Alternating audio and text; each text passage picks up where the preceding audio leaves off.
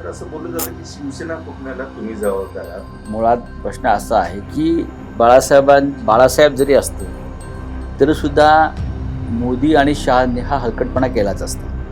केला त्यांना असता. काहीही करून बाळासाहेब जिवंत असते तरी पण- त्यांना काही करून बाळासाहेबांचा पक्ष महाराष्ट्रात ठेवायचाच नव्हता. म्हणजे आज देवेंद्र महाराष्ट्रातला सगळ्यात तिरस्करणीय चेहरा आहे. मोस्ट हेटेड फेस इन महाराष्ट्र पॉलिटिक्स कोणाचे? नंबर 1 फडणवीस आणि त्यांच्या बरोबरीनं आहे एकनाथ शिंदे. सांगा, तुम्ही देवेंद्र फडणवीस यांच्याबद्दल बोलताय, त्यानंतर राज्याच्या राजकारणातून भाजपने दूर केलं, तर तुम्ही भाजपसोबत जायला तयार असाल का?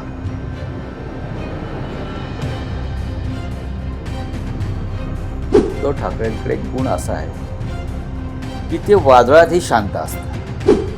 पक्ष माझा असा हलकटपणा कोणी केला नव्हता आणि एकनाथ शिंदेने करावा. त्याचे संबंध काय शिवसेनेशी? तुम्ही एक आश्रित होता.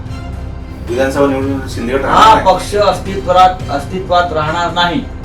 एक चुनाव आयोग जो आहे त्याने त्यांना किती चुना लावू द्या, बंद सभेची करू द्या, हा पक्ष राहणार नाही. हो, आम्हाला 165चं बहुमत आहे, ते आम्हाला मिळते. मी तुम्हाला आत्ता सांगतो. मी सांगेन उद्धव ठाकरे पाहिजेत. उद्धव ठाकरे हाच चेहरा आहे. जर उद्धव ठाकरे हा चेहरा नसेल तर महाराष्ट्राने कोणाला मतदान करावं? दादा धर्माधिकारी नावाचे एक नेते होते विनोबा भाव्यांबरोबर, आचार्य दादा धर्माधिकारी. त्यांचं एक सुंदर वाक्य आहे, पैशाचं राज्य हे वेश्येचं राज्य असतं. आज महाराष्ट्राची अवस्था धर्माधिकारी म्हणतात त्याप्रमाणे झाली. सर, 23 नोव्हेंबर तुम्ही सांगता की सत्ता येईल. सामनाची हेडलाईन काय असेल? नमस्कार. आज आपलं महानगर मायमहानगर.com या वेबसाईटच्या खुल्लम-खुल्ला चर्चामध्ये माझ्यासोबत आज असे पाहुणे म्हणण्यापेक्षा पत्रकार क्षेत्रातील दिग्गज नाव, ज्या नावाची ओळख मी करून देण्यापेक्षा त्यांचं नावच काफी आहे, असे संजय राऊत सर, तुमच्या या चर्चेमध्ये स्वागत. मी तुमची ओळख काय करून देणार, म्हणजे संपादक, प्रवक्ते, राज्यसभेचे 4 टर्मचे खासदार, जी काय शिवसेना स्थित्यंतर जी सगळी जी बघितली ती तुमच्या काळात बघितली. सो संजय राऊत यांनी आम्हाला जो काही वेळ दिला यासाठी पहिल्यांदा खूप खूप धन्यवाद. आणि खुल्लम-खुल्ला चर्चा आहे, कुठलाही आडपडदा ठेवून आम्ही प्रश्न विचारणार नाही. तुम्ही त्याची मोकळेपणाने उत्तर द्या. तुमच्या ज्या पद्धतीने तुमचं सदर आहे, रोखोक सदर, आजचं सुद्धा सदर जे तुम्ही होणार आहे ते तुम्ही लिहिता, आणि त्या कुठलाही सदर असू दे तुमची सच्चाई कॉलम असते. त्यामुळे एक प्रकारे शिवसेना आणि सामनाचं जे समीकरण मागील 35-37 वर्षापासून तुम्ही जे जपलेलं आहे, त्या संजय राऊत यांना माझा सरळ एक पहिला प्रश्न आहे की महाराष्ट्र राजकारण रोज कोणत्या दिशेने जाणार याचा टोन तुम्ही सकाळी सेट करता. तुम्ही बोलता, मग विरोधक नेते त्यावर उत्तर देतात. मागील 5 वर्षापासून सगळे सुरू आहे. यासाठी पत्रकार म्हणून संजय राऊत यांना काय अभ्यास करावा? एक लक्षात घ्या की महाराष्ट्र खूप मोठं राज्य आहे आणि महाराष्ट्रात रोज सतत घडामोडी घडत असतात. महाराष्ट्र राजकीय दृष्ट्या अत्यंत जागरूक राज्य आहे. गेल्या 3-4 वर्षामध्ये महाराष्ट्रात राजकीय पक्ष वाढले. म्हणजे 2 प्रमुख पक्षाचे 2-2 पक्ष झाले, म्हणजे तेच 4 वाढले. राज ठाकरेंचा पक्ष वाढला. म्हणजे हे 5-6 पक्ष प्रमुख आता या राजकारणामध्ये आहेत. त्याच्यामध्ये शिवसेनेसारखा जो पक्ष आहे, जो मूळ शिवसेना, त्या पक्षाचे तुम्ही 2 तुकडे केले. त्याच्यामुळे आमचा मूळ पक्ष तुम्ही कोणाला तरी हातात दिला चिन्हासह. आम्ही शून्यात उभे राहतोय. लोकसभेला आम्ही चांगला प्रयत्न केला, आता विधानसभा. मला माझा पक्ष लोकांसमोर ठेवण्यासाठी, माझ्या पक्षाची भूमिका लोकांसमोर ठेवण्यासाठी रोज लोकांसमोर यावं लागतं. आमच्याकडे सांगण्यासारखं आहे, तुमच्याकडे विचारण्यासारखं आहे. ज्या दिवशी ते नसेल त्या दिवशी मी बोलणार नाही, आणि मी स्वतःहून बोलायला जात नाही. लक्षात घ्या, माझ्याकडे तुम्ही सगळे येता, तुम्ही मला विचारता, तुम्ही ते छापता किंवा दाखवता. तुम्हाला जर असं वाटलं की संजय राऊतांचं छापण्यासारखं व दाखवण्यासारखं नाही, मी बोलणार नाही. आता लोक म्हणतात की तुम्ही महाराष्ट्राचं राजकारण बिघडवलं. काय बिघडवलंय? राज ठाकरे म्हणतात तुम्ही काय व्याकरण बिघडवलं. व्याकरण काय व्याकरण बिघडवलं? मला चांगली मराठी भाषा येते. ज्या खुर्चीवर बसलोय त्या खुर्चीवरती मला बाळासाहेब ठाकरेंनी बसवलेलं आहे. आणि मराठी भाषेच्या संदर्भात एक संपादक म्हणून बाळासाहेब ठाकरे जे होते त्यांचंच व्याकरण मी शिकलो. त्यांनी माझं बोट धरून मला शिकवलेलं आहे, हे लक्षात घ्या. ती परंपरा मी कायम ठेवली. मला काय राज्याच्या राजकारणाची दिशा बदलायची वगैरे एवढी का स्वप्न आम्हाला कधी पडत नाहीत. पण या राजकारणामध्ये शिवसेना एक महत्वाचा पक्ष म्हणून राहिलाच पाहिजे, त्यासाठी माझे रोज प्रयत्न सुरू असतात. 5 वर्ष झाले म्हणजे 2019 ला निकाल लागल्यानंतर ज्या पद्धतीने तुम्ही पत्रकार परिषद घेताय ती आता दुसरी विधानसभा आली आणि आता सुद्धा तुमचं सलग जे व्याकरण बिघडवण्याचे जे राज ठाकरे बोलले त्याचं असं म्हणजे जे काय फुल्यांचं सकाळी एखाद्या वेळेला तुम्ही तुटून पडता, म्हणजे कॅमेरा सुरू असू देत नसू देत, तो ठाकरीपणा तुम्ही बाळासाहेबांकडून शिकला. बघा, तो ठाकरीपणा ठाकऱ्यांना शोभतो, एक लक्षात घ्या. मी कधी हा दावा केला नाही, मी कधी हा दावा केला आणि करणार सुद्धा नाही. पण या फुल्या हा जो काही शब्द आहे, मी भाषा बिघडवली, मला तुम्ही एक माझं स्टेटमेंट दाखवा की जे मी चुकीचं आणि व्याकरण बिघडवणारी भाषा वापरली. तुम्ही माझे अग्रलेख वाचता, माझे कॉलम वाचता, सामना वाचता. सामनाचा एक स्वभाव आहे, त्यात बदल करता येणार नाही. पण मी माझ्या भाषेमध्ये तुम्हाला काय चुकीचं वाटतंय, मी कधीही अनपार्लमेंटरी भाषा वापरलेली नाही, क्वचित. आता परवा शरद पवारांच्या संदर्भात जी भाषा एका नेत्यानं वापरली, माननीय पवार साहेबांसंदर्भात सदाभाऊ वापरली, महाराष्ट्राला शोभतं काय? या राज्यामधला एक टोलेजंग नेता, महाराष्ट्राची ओळख आहे ती राष्ट्रीय राजकारणामध्ये. आम्ही देश त्यांना या राजकारणातला सगळ्यात अनुभवी आणि भीष्म पितामह समजतो. आम्ही त्यांचा आदर करतो. त्यांच्याविषयी काल राजकारणामध्ये आलेले आणि कोणाच्या तरी तुकड्यांवर जगणारे लोक असतात. हे तुम्हाला टीका करण्याचा अधिकार आहे. तुम्ही शरद पवारांवर टीका करूच शकता. तुम्ही बाळासाहेब ठाकरे यांच्यावर पण टीका केलेली आहे आणि ते आम्ही सहन केलेली आहे. टीका का करू नये? आम्ही करतो ना मोदी साहेबांवर टीका, अमित शहांवर टीका करतो, पण भाषेचा स्तर नाही आमचा कधी अशा प्रकारे. त्यांच्या शारीरिक व्यंग, त्यांचं आजारपण, त्यांचं कुटुंब ह्याच्यावरती आम्ही कधी गेलो नाही. पण या महाराष्ट्रामध्ये देवेंद्र फडणवीसांचं राजकारण सुरू झाल्यापासून हे व्याकरण बिघडलं, भाषा बदलली, संस्कार संपला, संस्कृती मेली. एक प्रकारे सांगितलं जातं की संजय राऊतांनी वातावरण, पण महाराष्ट्र वारंवार तुमच्या भाषणातून तुमच्या सकाळच्या जगात की महाराष्ट्र नाचवण्याचं जे काही काम केलंय ते देवेंद्र फडणवीस यांनी केलंय, त्याला तुम्ही त्या नजरेतून बघताय? नक्कीच. लक्षात घ्या की देवेंद्र फडणवीस हे काय आमचे व्यक्तिगत शत्रू किंवा असं मानत नाही. नक्कीच ते या क्षणी आमचे राजकीय दुश्मन आहे. राजकारणातली लढाई ही वैचारिक असायला पाहिजे, भूमिकांवर असायला पाहिजे. ती यापूर्वी सुद्धा होती. पण भारतीय जनता पक्षानं गेल्या काही काळातलं राजकारण फार चुकीच्या दिशेने. गोपीनाथ मुंडे हे पहिले नेते होते ज्यांनी शरद पवारांवरती दाऊद इब्राहिमशी संबंध असल्याचा आरोप केला. पुरावे आहेत का? पुरावे नाही. पण त्यांना काही करून शरद पवारांची प्रतिमा उद्ध्वस्त करायची होती आणि त्याशिवाय त्यांना महाराष्ट्र जिंकता येत नव्हता. म्हणून त्यांनी दाऊद दाऊद दाऊद दाऊद दाऊद दाऊद दाऊद केलं. हे जे भाजपच्या भाषेत नॅरेटिव्ह सेट करणं, ही सुरुवात तेव्हापासून झालेली आहे. आपण एखाद्या माणसावरती आरोप करताना आपल्या हातामध्ये काय आहे? कौटुंबिक, व्यक्तिगत, राजकीय आरोप. मी राजकीय आरोपांना कधीही नाकारत नाही. राजकीय आरोप, भूमिकांवर आरोप, तुम्ही काही चुकीचे केलं असेल त्याच्यावर आरोप, धोरणांवरती आरोप, हे व्हायलाच पाहिजेत. आम्ही केलेले आहेत, आम्ही करतो, बाळासाहेबांनी केलेले आहेत, पवार साहेबांनी केलेले आहेत, विलासराव देशमुखांनी केलेले आहेत. पण आज देवेंद्र फडणवीस यांच्या हातात या राज्याची सूत्र गेल्यापासून तुम्ही नेत्यांच्या कुटुंबापर्यंत यंत्रणा पोहोचवल्या. व्यक्तिगत आरोप, कुटुंबावर आरोप, कुटुंब उद्ध्वस्त केली, तुरुंगात टाकलं, हे कधी या राज्यात घडलं नव्हतं. त्याच्यामुळे जी चीड आहे आमच्या मनातली की आम्ही पाहिलेला महाराष्ट्र हा नाही. आम्ही गेले किमान 40 वर्ष या महाराष्ट्रात काम करतो आहोत, किमान किमान 40 वर्ष म्हणतो मी. पण हा महाराष्ट्र आम्ही पाहिला नाही. अशा प्रकारे राजकारण झालं या महाराष्ट्रात आम्ही कधीही पाहिलं नाही, अनुभवलं नाही. ते आम्ही पाहतोय म्हणून आमचा जीव तुटतोय. हे राज्य आमचं आहे. फडणवीसांना हे राज्य आपलं वाटणार नाही, कारण त्यांचं राज्य वेगळं आहे, विदर्भ. त्यांना वेगळा विदर्भ हवा आहे. ते टुणकन उडी मारून जातील वेगळा विदर्भ झाल्यावरती.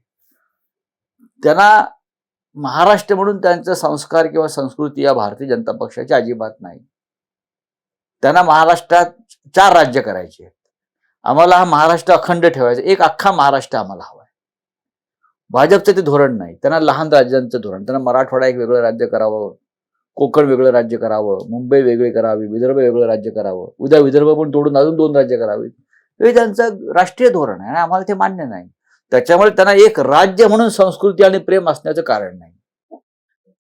तुम्ही जे म्हणालात की महाराष्ट्राच्या राजकारणामध्ये वैयक्तिक किंवा कुटुंबापर्यंत, आई किंवा पत्नीपर्यंत अशा पद्धतीचे आरोप केले जात नव्हते किंवा एजन्सी मागे लावल्या जात नव्हत्या. तुमच्या वैयक्तिक ह्याच्यामध्ये सुद्धा तुमच्या कुटुंबापर्यंत सगळ्या गोष्टी झाल्या आणि तुम्ही साधारण 101 दिवस आमच्या मुलांना ईडी सीबीआयनी, लहान मुलींना आमच्या किती त्रास दिला. ही काय हे आहे का, खेळ आहे का? नवाब मलिकच्या मुलांना दिला असेल, राज ठाकरेंना सुद्धा बोलवलं होतं, पण आम्ही सरेंडर नाही झालो. माझ्यासारखा माणूस, अनिल देशमुखांची 6 वर्षाच्या नातीला त्रास दिला हो. अनिल देशमुख गृहमंत्री, त्यांच्या 6-7 वर्षाच्या नातीला कशा प्रकारे ईडीने छळलं हे तुम्ही एकदा समजून घ्या. या देशामध्ये अनेकांना हा त्रास झाला, महाराष्ट्रात हा अनेकांना त्रास झाला. हसन मुश्रीफ ठीक आहे, पळून गेले, घाबरले. त्यांच्या घरात त्यांची मुलं, त्यांची नातवंड, त्यांचे जावई, प्रत्येकाला हा त्रास झाला. प्रत्येकाने हे चरकातून ऊस पिळून निघावं तसं आम्ही पिळून निघालेलो आहोत. पण माझ्यासारखे काही मोजके लोक आहेत, हे सगळं सहन करून बसलेले आहेत आणि योग्य संधीची वाट पाहत आहेत. आम्ही पाहू काय करायचं ते, पण आम्ही तुमच्या पुढे वाकणार झुकणार नाही. एक सांगतो मी तेव्हाही बोललो जाताना, मी मरण पत्करेन पण मी शरण जाणार नाही, यांना अजिबात जाणार नाही. पण हे सगळं ज्यावेळी तुम्ही सगळं बघता त्यावेळी मनात असं कधीच नाही आलं की माझ्यापर्यंत आलेल्या, कुटुंबापर्यंत आल्या, पत्नीपर्यंत आले की आपण एकदा डायला किंवा त्यांच्याकडून काही ऑफर किंवा अशा पद्धती सुरुवातीच्या प्रत्येक वेळेला आलेलं. आणि मला कशा प्रकारे दबाव आहे आणि कोणत्या ऑफर आहेत या संदर्भात मी सगळ्यात आधी पत्र लिहून राज्यसभेचे आमचे चेअरमन व्यंकय्या नायडूंना कळवलंय की हे सरकार महाराष्ट्रामध्ये आणल्यामुळे मला असा त्रास होतोय. माझ्या घरी रात्री अमुक लोक आले, त्यांनी मला धमकावलेलं आहे प्रेमानं की तुम्ही जर हे सरकार पाडायला आम्हाला मदत केली नाही तर आम्ही तुम्हाला वॉर्न करतो आहोत की ईडी आणि सीबीआय तुम्हाला सोडणार नाही. तुमच्या भोवतीचा सापळा हा पूर्ण तयार झालेला आहे, अशा प्रकारे मला सांगितलेलं आहे. आणि ताबडतोब दुसऱ्या दिवशी मी दिल्लीला होतो, ताबडतोब मी व्यंकय्या नायडूंना पत्र लिहिलं की असं झालेलं आहे. हे फक्त मी तुमच्या निदर्शनास आणतोय, तुम्ही काही करू शकाल का, मला शंका आहे. तुमच्या हातात काही नाही, पण तुम्ही ज्या सदनाचा मी सदस्य आहे त्याचे तुम्ही प्रमुख आहात, म्हणून तुम्हाला कळवणं माझं कर्तव्य आहे. पण तुम्ही ज्या समजा ज्याचे आरोप झाले तर भाजपचं म्हणणं आहे जर आरोप असतील, जर काहीच नसेल तर ते सही सलामत सुटतील, तुम्ही आलात बाहेर. अहो तुम्ही सुटणार ना, आम्हाला तुरुंगात टाकलं, आम्हाला छळलं. आमची तटपुंजीची काय गावचं घर असेल माझं, मुंबईतलं राहतं घर जप्त केलं. आता संघर्ष किती मोठा असतो, मी जप्त केलेल्या घरात राहतोय. ते सुरू आहे सध्या. हो, मी बघा, मी कारवाईला घाबरतच नाही. कायद्याने आम्ही कारवाई करू, पण तुम्ही आम्हाला तुरुंगात टाकलं कारण नसताना. तुम्ही कोर्टाचा मला जामीन देताना जे कोर्टाने जी ऑर्डर दिली ती वाचा. ईडीचं कोर्ट आहे ते, ईडीचं कोर्ट आहे ते. PMLA कोर्ट जे स्पेशल कोर्ट आहे त्या कोर्टाने सरकारवर आणि ईडीवर जे ताशेरे मारले ते वाचा ना तुम्ही, मग कळेल मला किती खोट्या पद्धतीने गुंतवायचा प्रयत्न झाला याच्यामध्ये. सर, असं बोललं जातं की शिवसेना फुटण्याला तुम्ही जबाबदार आहात, असे आरोप तुमच्या जुन्या पक्षाचे नेते करतात. हे सगळं 2.5 वर्षापासून जे काय सुरू होतं ते केवळ संजय राऊत हे हेकेखोरपणे ऐकत नाही, माझा काय संबंध, अलायन्स भाजप सोबत होतं, आम्हाला वेगळ्या ठिकाणी घेऊन गेले, या शिवसेना फुटीला तुम्हाला वाटतं? माझा काय संबंध आहे?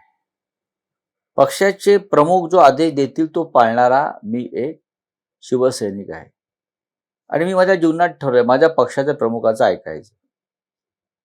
बाळासाहेब ठाकरे हे माझ्या पक्षाचे सेनापती होते.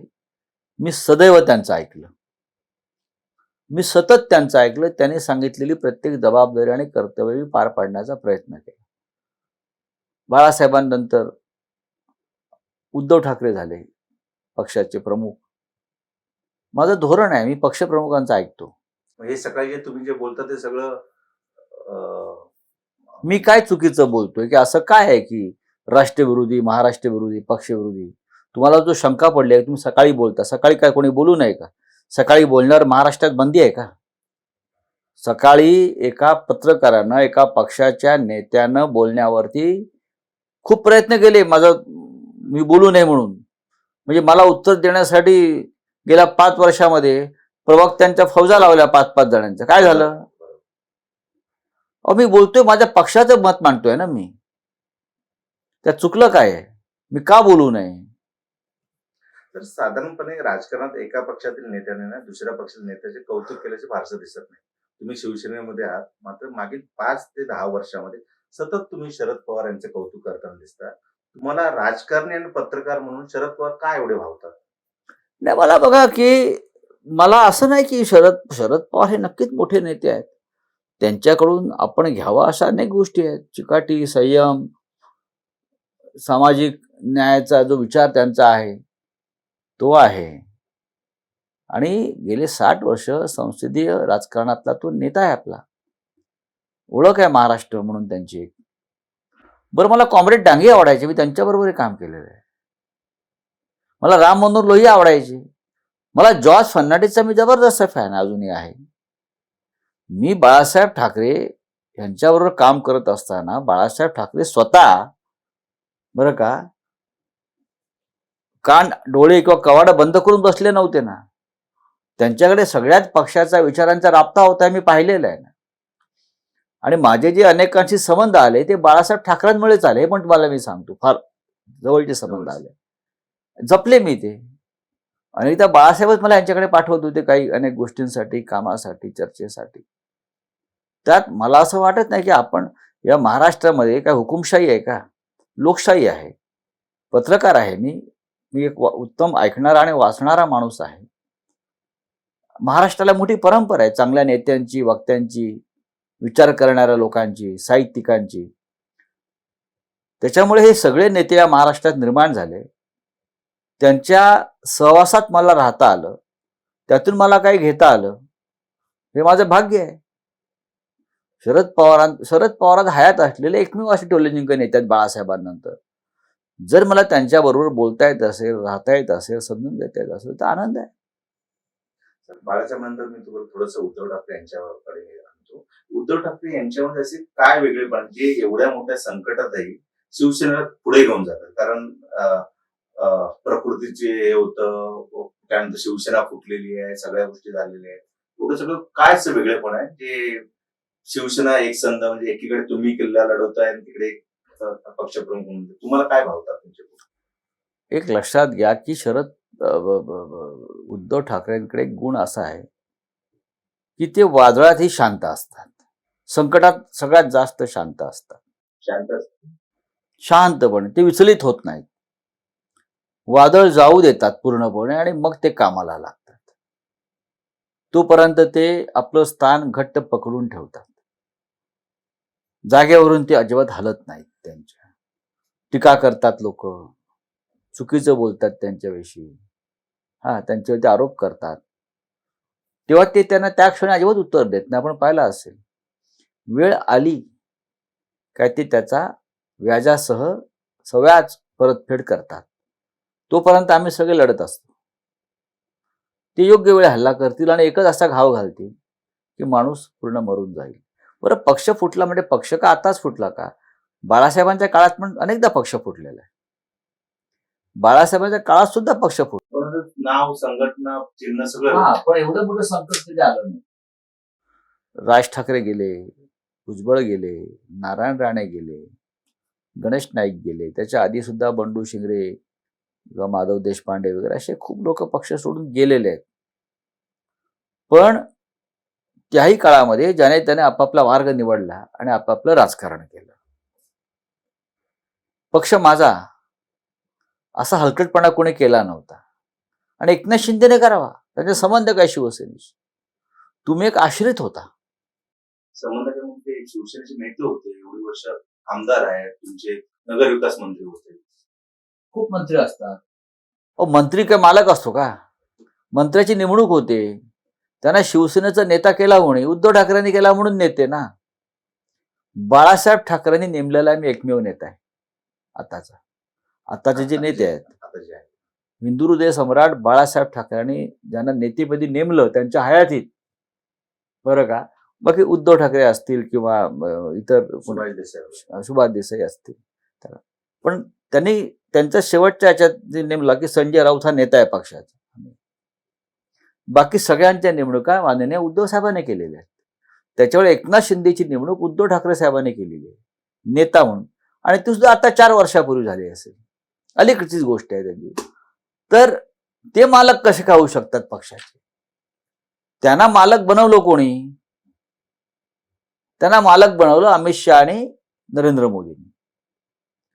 ही तुझी प्रॉपर्टी. पूर्वी जसं जहागरदारा वाटायचे ना मोगल काळामध्ये, तसं ही लुटली, मुंबई लुटली आणि एक वाटा त्यांनी एकनाथ शिंदेला दिला, एक वाटा त्यांनी अजित पवारला दिला. हे का पक्षाचे मालक होऊ शकतात? यांच्याकडे कोणती विचारधारा आहे स्वतःची? सगळा चोरीचा माल, हपापाचा माल गपापा आहे. तो काय या विधानसभा निवडणुकीनंतर राहणार नाही. हा पक्ष, हा जो गट आहे, हा राहणारच नाही. विधानसभा निवडणूक सिंडिकेट हा पक्ष अस्तित्वात राहणार नाही. एक चुनाव आयोग जो आहे त्यांना किती चुना लावू द्या, रंगसफेदी करू द्या, हा पक्ष राहणार नाही. त्यांच्याकडे नाव आहे, चिन्ह आहे, सगळे तरी पक्ष नाही. नाव असून चिन्ह असून काय होतं? सुरंडम स्वामीकडे जनता पक्ष आला,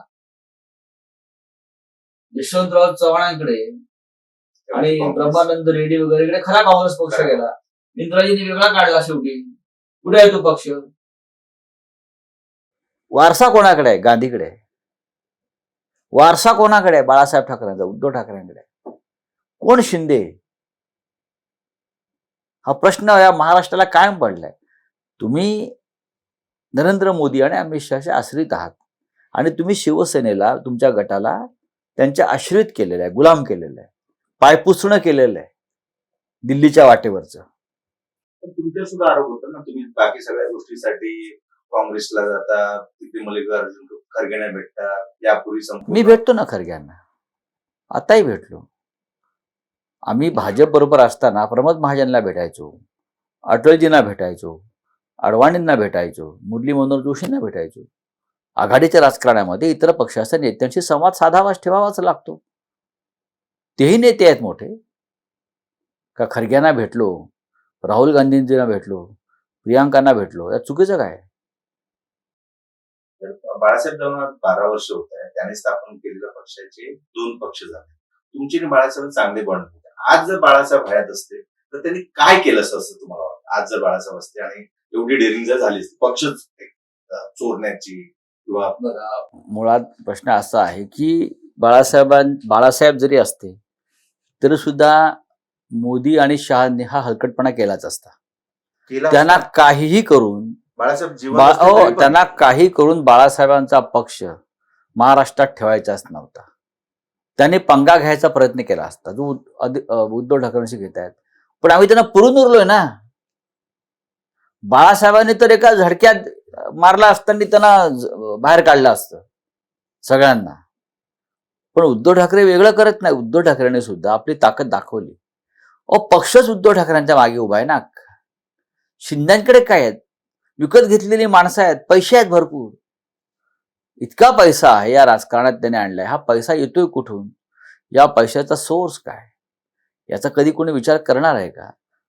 दादा धर्माधिकारी नावाचे एक नेते होते विनोबा भाव्यांबरोबर, आचार्य दादा धर्माधिकारी. त्यांचं एक सुंदर वाक्य आहे, पैशाचं राज्य हे वेश्येचं राज्य असतं. आज महाराष्ट्राची अवस्था धर्माधिकारी म्हणतात त्याप्रमाणे झालेली आहे. तुम्ही महाराष्ट्रात एवढं संपूर्ण फिरताय, आताच्या महाविकास आघाडीचं सरकार तुम्ही वारंवार तुम्ही सांगताय, उद्धव ठाकरे सांगतायत, शरद पवार सांगतायत, तर तुम्ही ह्या सगळ्या याच्यामध्ये साधारण पूर्ण बहुमत येईल, 165 जागा आम्हाला मिळेल. 165 होय. तिन्ही पक्षांना मिळाले. हो, आम्हाला 165चं बहुमत आहे. ते आम्हाला मिळतंय. मी तुम्हाला आत्ता सांगतो.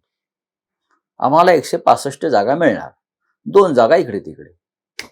तर एकीकडे तुम्ही सांगता महाविकास आघाडी सरकार आहे, पण समजा जर महायुतीचं सरकार आलं पुन्हा, तर शिवसेनेचं काही नुकसान होईल वाटतं तुम्हाला?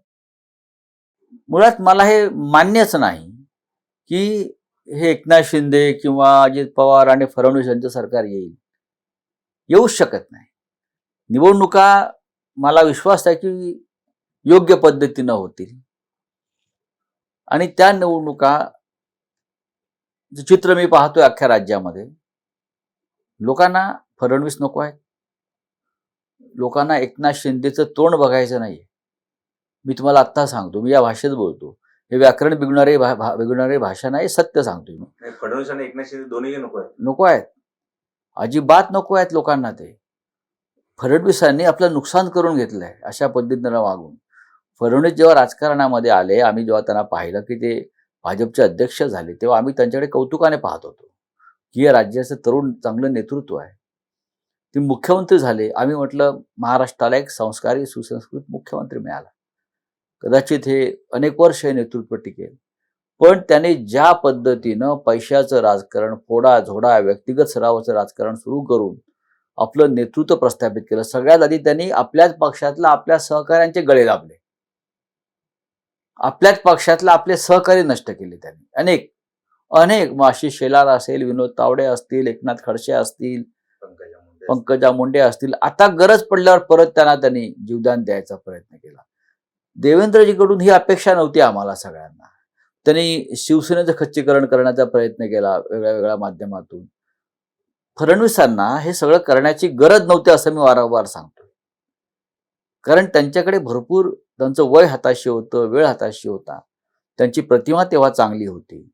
लोकांनी त्यांना नेते म्हणून स्वीकारलेलं होतं. पण त्यांनी आपल्या पायावर कुऱ्हाड मारून घेतली. आज देवेंद्र महाराष्ट्रातला सगळ्यात तिरस्करणीय चेहरा आहे. मोस्ट हेटेड फेस इन महाराष्ट्र पॉलिटिक्स कोण असेल? नंबर 1 फडणवीस आणि त्यांच्या बरोबरीनं आहे एकनाथ शिंदे. तुम्ही देवेंद्र फडणवीस यांच्याबद्दल बोलताय, त्यानंतर राज्याच्या राजकारणातून भाजपने दूर केलं, तर तुम्ही भाजपसोबत जायला तयार असाल का? नाही, भाजप बरोबर कशा करता जावं? आमचं मुळात भांडण मोदी आणि शहांशी आहे. त्यांनी ज्या पद्धतीनं महाराष्ट्राची वाट लावलेली आहे, मराठी माणसाला नष्ट करून टाकण्याचा त्यांचा प्रयत्न आहे. मराठी माणसानं स्वाभिमानानं जगू नये. बघा, हा महाराष्ट्र का लुटला जातोय आणि कोणासाठी लुटला जातोय मला सांगा ना तुम्ही. राज्यकर्ते याआधी सुद्धा आले दिल्लीत. त्यांनी मुंबईतल्या पैशांवर, थैल्यांवर नक्कीच नजर ठेवली. दिल्लीला मुंबईतून थैल्या तेव्हाही जात होत्या, पण ते राजकारण होतं. आज मुंबईकडून फक्त थैल्या जात नाही, तर मुंबईत उद्योग, मुंबईतली संपत्ती ही सगळी एका राज्यामध्ये वळवली जाते आणि महाराष्ट्र कंगाल केला जातोय. हे आम्ही कसं सहन करणार? आणि त्यासाठी आम्ही महाराष्ट्राची अस्मिता जपणारे राजकीय पक्ष आहोत. मग शरद पवार असतील, उद्धव ठाकरे असतील, त्यांनी आमच्या मुळावर घाव घालण्याचा प्रयत्न केला की त्यांना महाराष्ट्र लुटता यावा. आम्ही जिवंत आहोत. आम्ही पुन्हा जिवंत झालो. आमचं पुनर्निर्माण झालं आणि जसं राखेतून फिनिक्स पक्षी जन्माला येतो तसे आम्ही परत झेप घेतलेली. मग पुन्हा सत्तेत आला, शिवसेनेचा मुख्यमंत्री व्हायला हवा असं तुम्ही, म्हणजे प्रत्येक पक्षाचं ते म्हणणं असतं, असं वाटतं का? कोणता चेहरा शिवसेनेतून जर असं आहे की मी माझ्या पक्षाचा नेता आहे. मी शिवसैनिक आहे. महाराष्ट्राच्या मनात काय हे मला माहिती आहे. काय महाराष्ट्राच्या? मी सांगेन उद्धव ठाकरे पाहिजेत. उद्धव ठाकरे हाच चेहरा आहे. जर उद्धव ठाकरे हा चेहरा नसेल तर महाराष्ट्राने कोणाला मतदान करावं? असा एखादा चेहरा तुम्हाला दिसतोय का? नाही. राहुल गांधींचं नाव जर सगळ्यांनी पुढे केलं असतं प्रधानमंत्री पदासाठी, तर लोकसभेच्या किमान 20 ते 25 जागांवरती फरक पडला असता. चेहरा जाहीर केला असता. चेहरा हा आवश्यक असतो चांगला. महाराष्ट्राला उद्धव ठाकरेंचा चेहरा प्रिय आहे. ते लोकप्रिय आहेत. त्यांनी मुख्यमंत्री म्हणून केलेलं 2.5 वर्षातलं काम पाहता लोक त्यांच्या प्रेमात आहेत. कालच शरद पवार असं म्हणाल की ज्या पक्षाचे जास्त आमदार त्या पक्षाचा मुख्यमंत्री. असं काही सूत्र वगैरे काय ठरलंय का? सूत्र जरी नसलं तरी जेव्हा असं आपण ठरवतो तेव्हा पाडापाडी होते. हा आमचा अनुभव भाजप काळापासून आहे. ज्याचे जास्त आमदार त्याचा मुख्यमंत्री, म्हणजे मग मी तुझे पाडेन तू माझे पाड, हे गोपीनाथराव मुंडेंनी केलंय त्या काळामध्ये. त्यानंतर आता बघा, हे जे 3 पक्ष आहेत, एकनाथ शिंदेचा पक्ष, फडणवीसांचा पक्ष, अजित पवार, हे एकमेकाला पाडायला निघालेले आहेत. म्हणजे त्यांची महायुती नाही. महायुतीवर दिसते, पण भाजपचे जर जास्त आले तर ते आमदार खासदार होतील, आमदार काय मुख्यमंत्री होतील. शिंदेचे आमदार वाढले तर ते दावा सांगतील. ह्याच्यामध्ये हे एकमेकांचे आमदार आता पाडायच्या मागे लागलेले. काल अमित शहा यांनी सांगलीमध्ये देवेंद्र फडणवीस को जीता नाही अशा पद्धतीचं वक्तव्य दिलं. त्यांचा जर चेहरा जर तर त्याच्या घोषणेचा तुम्हाला फायदा होईल. बघा, एकनाथ शिंदे कोणत्याही परिस्थितीमध्ये परत मुख्यमंत्री होत नाहीत. पण त्याच्या नेतृत्वावर निवडणूक लढतं तरी पण नाही होत. का त्यांच्या नेतृत्वाखाली लढो किंवा काही हो, ते पुन्हा मुख्यमंत्री होत नाहीत. आमची खात्री आहे की आम्ही जिंकतो आहोत. पण जर भारतीय जनता पक्षाच्या डोक्यात काही असेल, ते जिंकणार आहेत, तर त्यांचा चेहरा हा शिंदे असू शकत नाही. शिंद्यांचं महत्व आणि उपयुक्तता संपलेली आहे. 23 नोव्हेंबरला निकाल आहे. 23 नोव्हेंबर नंतर मागे एकदा तुम्ही मुलाखतीतून सांगितलं की केंद्रातील सुद्धा सरकार डळमळीत होऊ शकतं. महाराष्ट्रासारखं राज्य, बघा असं आहे की महाराष्ट्र हे खूप मोठं स्टेट आहे. महाराष्ट्राचा जो कल आहे तो देशाचा कल अनेकदा असतो. मला असं वाटतंय की मोदी हे त्यांचा कार्यकाळ पूर्ण करणार नाहीत. पूर्ण करणार नाही. मोदी त्यांचा कार्यकाळ पूर्ण करणार नाही. 75 वर्षाची जी एज लिमिट, नाही, अनेक गोष्टी आहेत. हे जे 2 त्यांचे टेकू आहेत, नितीश कुमार आणि चंद्रबाबू, ते टेकू सुद्धा त्यांच्या बरोबर राहतील का नाही महाराष्ट्राचं इलेक्शन नंतर, याच्याविषयी माझ्या मनामध्ये शंका आहे. बाळासाहेबांची शिवसेना त्यावेळेची आणि आताची शिवसेना यात तुम्हाला काय म्हणजे मला काही फरक दिसत नाही. प्रश्न असा आहे की बाळासाहेब ठाकरेंची तुलना तुम्ही कोणाशी करू नका, शरद पवारांची तुलना कोणाशी करू नका, यशवंतराव चव्हाणांची तुलना कोणाशी करू नका. ते अॅग्रेशन शिवसेनेत आता दिसत नाही जी बाळा. कशाला पाहिजे अग्रेशन? उठसूट अग्रेशन, रोज का मर्डर करत फिरायचं का? हातात काठ्या घ्यायच्या, तलवारी घ्यायच्या, तो काळ होता. त्या काळात हे सगळं आम्हाला करावं लागलं. आमच्या आधीच्या लोकांना, आमच्याकडे सत्ता नव्हती, आमचे प्रश्न वेगळे होते, आम्हाला रस्त्यावरती उतरून संघर्ष करावा लागला. आता जर बाळासाहेबांनी आम्हाला निवडणुकीच्या राजकारणामध्ये आणलंय, तर बाळासाहेब म्हणायचे आता तुम्ही आमदार आहात, खासदार आहात, मंत्री आहात, आता तुम्ही प्रश्न सोडवा. आयुष्यभर रस्त्यावर मारामाऱ्या करायचं का आपण? प्रश्न तो आहे. पण जेव्हा आम्हाला असं वाटतंय की आम्ही संघर्ष केला पाहिजे, तर आम्ही तो संघर्ष करायला तयार असतो. शेवटचे 2 प्रश्न. पत्रकार, संपादक, खासदार, प्रवक्ते, थेट फायरब्रँड नाही, यापैकी संजय राऊत एक तुम्हाला स्वतःला भावलेला म्हणजे पत्रकार, नेता, शिवसैनिक, कारण तुम्ही अनेकदा इंटरव्ह्यू सांगितले तुम्ही मूळचे शिवसैनिक होता, त्यानंतर सगळे वर्तमानपत्रातले सगळ्या डिपार्टमेंट तुम्ही काम केलं आणि तुम्ही या खुर्चीपर्यंत पोहोचले. तर तुम्हाला भाव म्हणजे खरा संजय राऊत कोण? इथे मी जो बसलोय सामनाच्या संपादक पदावर, तो खरा संजय राऊत आहे. इथे बसलोय, सामनाचं कार्यालय, इथे बाळासाहेब ठाकरे बसले, बरं का? आणि बाळासाहेबांनी मला कधी या खुर्चीवर उठ सांगितलं नाही की येऊन दुसऱ्या खुर्चीवर बसायचं. उठायचो त्यामुळे नाही, त्या खुर्चीचा मान तुझा आहे, असं करायचं नाही. मी अजूनही सामनाचा संपादक म्हणूनच माझी ओळख राहावी शेवटपर्यंत, हीच माझी देवाकडे प्रार्थना असते. 23 नोव्हेंबर नंतर तुम्ही सांगता की सत्ता आहे, सामनाची हेडलाईन काय असेल? असेल ना, सामनाची हेडलाईन अचानक ठरते, उत्स्फूर्तता असते. सर, शेवटचा प्रश्न की काळानुसार माणसं बदलतात, सगळ्या गोष्टी, पक्षांची भूमिका बदलते. शिवसेनेत जर बदल तुम्हाला वाटतं थोडीशी शिवसेना आता बदलली पाहिजे? ज्या पद्धतीने विश्वास टाकला तुम्ही, सर्वांना मंत्रीपद केलं, तेच सगळे निघून गेले. बेईमानी आणि इमान हे माणसाच्या रक्तामध्ये, अगदी तुम्ही शिवरायांच्या काळापासून असेल, महाभारत काळापासून असेल, पुराण काळापासून असेल, या वृत्ती आणि प्रवृत्ती आहेतच ना. मनुष्य स्वभाव आहे हा, तो तुम्ही बदलू शकत नाही. जो एकनाथ शिंदे, तुम्ही एकनाथ शिंदेच्या अलीकडच्या मुलाखती कोणती मला समोर आणतं, तोंड फाटेपर्यंत उद्धव ठाकरेंचं कौतुक करतात, मुख्यमंत्री म्हणून किती ग्रेट आहेत, त्यांच्यामुळे आम्ही कसे घडलो वाढलो. ते एका रात्रीत सुरतला पळून जातात. आणि आज ते मोदी आणि शहा यांची तोंड फाटेपर्यंत जे काही बोलतायत हे त्यांना शोभतं का? पण त्यांची मजबुरी आहे. काहीतरी मजबुरी असते की माणूस बेईमानी करायला प्रवृत्त होतो. ते मजबूरीने तिकडे गेले. मला असं वाटतं ते घाबरून गेले त्यावेळेला आणि आता ते रुळले. ते ईडीला घाबरून गेले. त्यांच्यावरती सुद्धा काही यंत्रणांचा ससेमिरा लागला होता. त्यांच्या लोकांना पकडलं होतं. त्यांच्याकडून काही माहिती घेत होते यंत्रणा. आणि या भीतीपोटी हे सगळे लोक पळून गेले. हे काय लपून राहिलेलं नाही. छगन भुजबळ जे काल म्हणाले कसे कोणाला घाम फुटत होते हे मी डोळ्याने पाहिलेलं आहे. मी त्याचा साक्षीदार आहे. एकनाथ शिंदेसाठी शिवसेनेचे दरवाजे बंद आहेत. बघा, हे एकनाथ शिंदे जाण्यापूर्वी मला खूप वेळा भेटले, माझी चर्चा केली. त्यांच्या मनातली भीती त्यांनी व्यक्त केली अनेकदा माझ्याकडे. आता आमचं तुरुंगात जायचं वय राहिलं नाही. आता आम्हाला नातवंड झाली बरं का. आता हे का आमचं वय आहे का तुरुंगात जाऊन, ही त्यांची भाषा होती. आणि मी त्यांना समजवलेलं आहे. मी लोक कोणाला तरी तुरुंगात जावं लागेल, तुम्ही नाही गेला तर मला जावं लागेल, हे बोललोय मी त्यांना. तुम्ही बोलले होते. हो, आणि माझी तयारी आहे.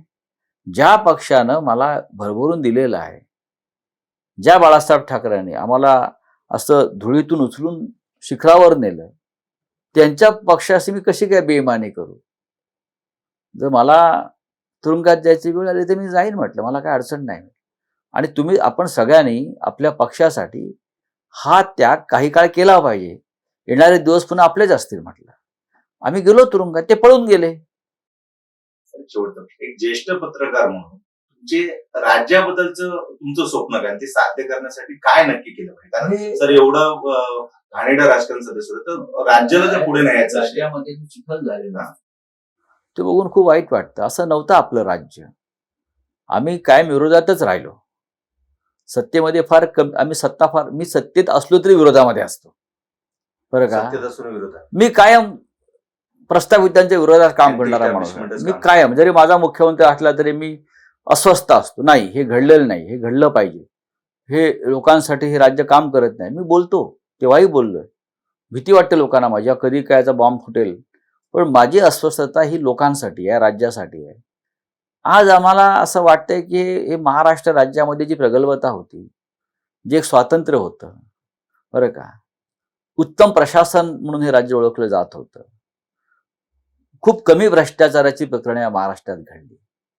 आणि जेव्हा एखादं प्रकरण घडायचं भ्रष्टाचाराचं, तर मी अस्वस्थ व्हायचो. आज रोज 30 प्रकरणे दिसत आहेत. पैशाचं राज्य आलेलं आहे, भ्रष्टाचाराचं राज्य आलेलं आहे. हे केव्हा तरी बदलायला पाहिजे. जे कोणी येतील सत्तेवर, हे त्यांनी मनापासून हे राज्य स्वच्छ केलं पाहिजे. महाराष्ट्र तरच महाराष्ट्र म्हटला जाईल. नव्वदच्या काळामध्ये आपण अशी अपेक्षा ठेवूया की ज्या गोष्टी आम्ही अपेक्षा ठेवतो, पण जे प्रत्यक्षात जे सत्तेवर बसतात, आता हे जे लोक सोडून गेले त्यातले बरेच लोक आमच्या सत्तेमध्येच होते ना. त्यांनी भ्रष्टाचारच केला ना, एक प्रकारे पैसे घेतले त्यांनी. काय करणार आता? दुर्दैव आहे महाराष्ट्राचं. हे होते संजय राऊत, यांनी आपल्या नेहमीच्या शैलीमध्ये रोखठोकपणे एक राज्याबद्दलचं स्वप्न काय असावं किंवा जो काय राजकारणाचा जो काही चिखल झालेला आहे तो जर बदलायचा असेल तर जे त्या खुर्चीमध्ये बसतील त्यांनी भ्रष्टाचार आणि महाराष्ट्र सुजलन सुफलम करण्यासाठी, भ्रष्टाचार कमी करण्यासाठी सर्वाधिक काम करावं अशी इच्छा व्यक्त केली आहे. आणि जरी सरांनी आपल्याला 23 तारखेचं 24 तारखेची हेडलाईन सांगितली नसेल तर सर्वांना सामनाची हेडलाईन वाचायला आवडेल. सर, तुम्ही आम्हाला वेळ दिला त्याबद्दल खूप खूप आभार. धन्यवाद. जय महाराष्ट्र.